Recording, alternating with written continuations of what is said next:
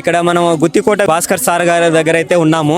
Sir వచ్చేసి గుత్తికోట గురించి, గుత్తికోట temple గురించి అయితే మొత్తం ఎక్స్ప్లెయిన్ చేస్తారు. విందాం, ఒకసారి వినండి. అందరికీ నమస్కారం అండి. నా పేరు విజయభాస్కర్ చౌదరి. గుత్తికోట సంరక్షణ సమితి వ్యవస్థాపక అధ్యక్షుడిగా ఉన్నాను.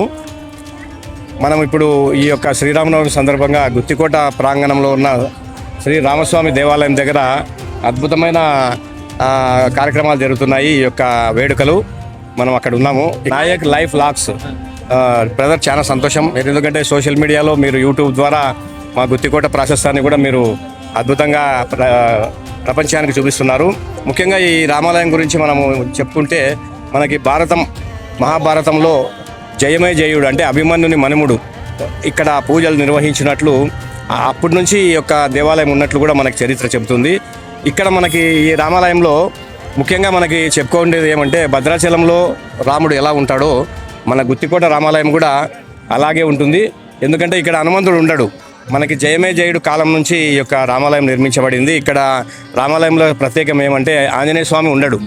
ఆంజనేయ స్వామి మనకి గుత్తికోటకి పడమర వైపు ఉన్న మన యొక్క చెరువుకట్ట దగ్గర కాలువగడ్డ ఆంజనేయ స్వామి అని అక్కడ ఉంది, అక్కడ ఉంటాడనమాట. ఈ యొక్క భద్రాచలంలో ఉన్న రామాలయము, ఇక్కడ ఉన్న రామాలయము ఒకటే చోట ఒకటే రాళ్లతో నిర్మించినట్లు కూడా చరిత్రలో మా పెద్దలు చెప్తారు. ఈ రామాలయంలో రామానుజం అతను కూడా దేవాలయం కూడా అతని విగ్రహం కూడా ఉండడం విశేషము. అలాగే వస్తే ఇక్కడ మీరు చూడొచ్చు, లోపల ఆంజనేయ స్వామి మాత్రం ఉండడు. గుత్తికోటకు చాలా చరిత్ర ఉంది. ఈ చరిత్రలో భాగంగా ఈ రామాలయంలో ఎన్నో పెళ్లిళ్ళు జరిగాయి. దేశ విదేశాల్లో స్థిరపడ్డారు చాలామంది. ఈ యొక్క రాముని ఆశీస్సులతో ఇక్కడ పెళ్లిళ్ళు చేసుకున్న వాళ్ళందరూ దేశ విదేశాల్లో స్థిరపడి అద్భుతంగా వారి జీవనం కొనసాగిస్తున్నారు. ఈ రామాలయానికి అంత ప్రత్యేకంగా ఉంది. ముఖ్యంగా ఈ రామాలయాన్ని ప్రభుత్వము ఖచ్చితంగా ఈ రామాలయం అభివృద్ధికి కేంద్ర ప్రభుత్వం సహాయపడితే ఖచ్చితంగా బాగుంటుంది. ఎందుకంటే కొంచెం అబ్జెక్షన్ చెప్తున్నారు. ఈ రామాలయ నిర్మాణంలో ఈ యొక్క కేంద్ర ప్రభుత్వం ఆర్కియాలజీ పురావస్తు శాఖ కొంచెం సడలింపులు చేస్తే కింద చాలా బాగుంటుంది. ఎంతోమంది అద్భుతమైన ఈ యొక్క సన్నివేశాలు గుత్తి ప్రాంత ప్రజలు ఎప్పుడూ ఆస్వాదిస్తారు. ఇంకోటి, ఇక్కడ మనకి లక్ష్మీతీర్థం అని ఉంటుంది. అప్పుడు దండకారణ్యంలో సీత మిస్ అయినప్పుడు, రావణాసురుడు ఎత్తుకుపోయినప్పుడు ఈ ప్రాంతం గుండా వెళ్తారనమాట. అప్పుడు ఇక్కడ రామునికి నీళ్లు తప్పికైతాయి.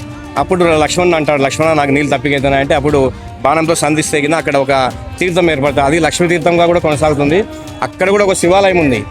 దాన్ని కూడా మీరు ఖచ్చితంగా గుత్తికోట ప్రాంతంలో 101 బావులు, 101 దేవాలయాలు, 101 చెరువులు, అప్పట్లో విజయనగర సామ్రాజ్యం అయితేనేమి, ముస్లిం రాజులు అయితేనేమి, మరాఠా రాజులు అయితేనేమి, చోళులు అయితేనేమి, అద్భుతంగా 20 రాజవంశాలు ఇక్కడ పరిపాలించారు. తర్వాత బ్రిటిష్ వారు కూడా పాలించారు.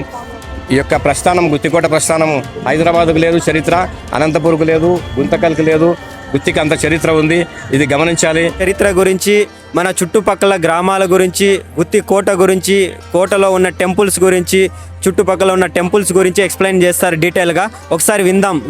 వీళ్ళ ద్వారా వీళ్ళు ఏం చెప్తారనేది మనం విందాం. సార్, ఇప్పుడు మనకి 7th సెంచరీలో 5వ విక్రమాదిత్యుడు ఈ గుత్తికోట బాగా దూరం నుంచి చూసి గుత్తి అని వాళ్ళు వ్యవహరించినారు. మన పశ్చిమ చాళుక్యులు విక్రమాదిత్యుడు 5వ నంబర్ అనమాట. అలాగే 13వ శతాబ్దంలో బుక్కరాయలు మన విజయనగర సామ్రాజ్యం నుంచి ఇలా వస్తుంటాడు అనమాట దక్షిణానికి. అప్పుడు నాగసముద్రం, మన గుంతకల్ మండలం నాగసముద్రం దగ్గర పెద్ద కొండ ఉంటుంది. ఆ కొండను చూస్తే ఇక్కడ కోట కట్టిస్తే బాగుంటుంది అన్నారనమాట. అప్పుడు ఏమైందంటే, అక్కడ ఒక గొర్రెల కాపరి ఉండేవాడు. అతను ఏమంటాడంటే ఇక్కడ కాదండి, ఇంకా పెద్ద కొండ మీకు దండకారణ్యం ఉంది, కొంచెం ముందుకు వెళ్ళండి, అక్కడ బాగుంటుందంటే అప్పుడు బుక్కరాయలు ఇటుకు వస్తాడు. వచ్చి ఈ కొండలు చూసి అప్పుడు 13వ శతాబ్దంలో ఒక 9 ద్వారాలు అనేది ఇక్కడ కట్టిస్తాడు. అక్కడ ఆ కోటలో నివసించేకి సైనికులకి, ప్రజలకి బావులు కూడా నిర్మిస్తారనమాట. అప్పుడు కొన్ని బావులు తర్వాత రాంగ రాజులు 20 రాజవంశాలు పాలిస్తాయన్నమాట. తర్వాత విజయనగర సామ్రాజ్యంలో మన తిమ్మరసు కూడా ఇక్కడ జైల్లో బాల్యమంతా గడిచింది. తిమ్మరసుని ఇక్కడ జైల్లో కూడా బంధించారు. అలాగే వస్తే ఇంకా మనకి మురారి మరాఠా రాజు అతను ఈ 9 ద్వారాలను 14 ద్వారాలు చేస్తాడు. అది మురారిరావు గద్దె అని ఇప్పటికీ మనకి గవర్నమెంట్ గెజిట్లో ఉందన్నమాట. అద్భుతమైన ఈ యొక్క ప్రస్థానంలో ఆ నాగసముద్రము పాత్ర కూడా ఎంతో ఉంది. అప్పుడు నాగసముద్రం దగ్గర నిర్మించాల్సిన కోటని గుత్తికోట దగ్గర నిర్మించి ఇక్కడ జయమే జయుడు అనే రాజు ఇక్కడికి వచ్చి పూజలు నిర్వహించినట్లు కూడా ఈ యొక్క మన ప్రాంతంలో పెద్దలు చెప్తారు.